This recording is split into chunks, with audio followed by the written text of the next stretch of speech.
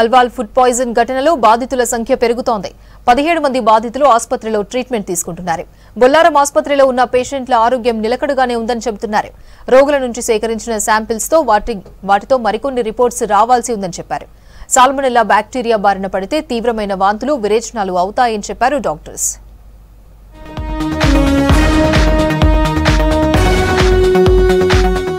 Alwal PS limits లోని Lothukunta grill house హోటల్లో shawarma, mannose తిన్నవారు అస్వస్థతకు గురయ్యారు.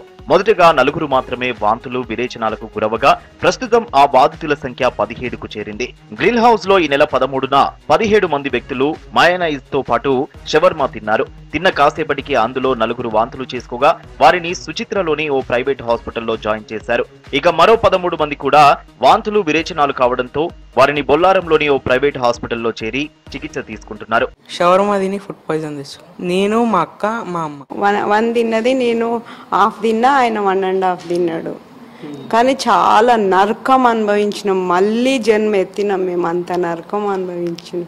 బ్రతుకుతాం అనుకోలే అసలు. అంత ఘోరంగా పరిస్థితులు, వామిటింగ్స్, మోషన్స్ చాలా ఘోరంగా.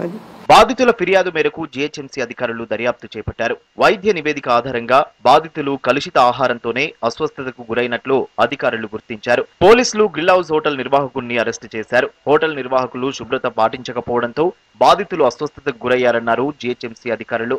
మయోనైజ్ తయారు చేసిన 4 గంటల్లోనే తినాలని, లేకపోతే విషంగా మారే అవకాశం ఉందన్నారు.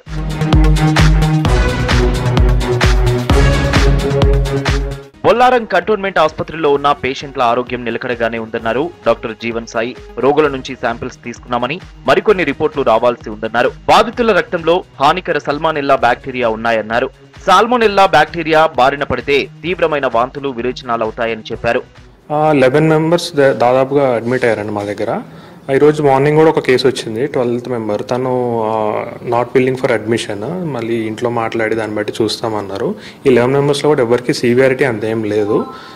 కొంచెం సపరేట్గా పెడదామని చెప్పి మా ఐసీయూ సపరేట్గా వాళ్ళకి ఆ వార్డులో మొత్తం, ఈవెన్ దో సివియారిటీ అంత లేకపోయినా కూడా మేము సపరేట్ వార్డులో పెట్టడం జరిగింది. ఒక 2 మాత్రం క్యూబికల్లో, వాళ్ళు మేము ఐసీయూలో ఉంటామో క్యూబికల్లో ఉంటామంటే అక్కడ అరేంజ్ చేసాం వాళ్ళకి. ఇలాంటి ఘటనలు పునరావృతం కాకుండా చర్యలు తీసుకోవాలని కోరుతున్నారు పబ్లిక్. సిటీలోని హోటళ్లపై ఆకస్మిక తనిఖీలు చేయాలని కోరుతున్నారు.